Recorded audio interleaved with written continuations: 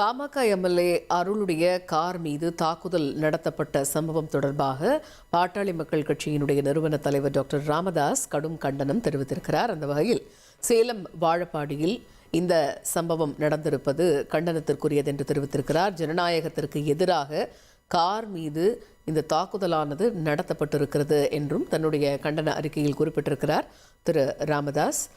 அன்புமணி மோதல் போக்கை உருவாக்குகிறார் என்றும் கடுமையான குற்றச்சாட்டுகளை தன்னுடைய கண்டன அறிக்கையில் குறிப்பிட்டிருக்கிறார் பாமக நிறுவனர் டாக்டர் ராமதாஸ்.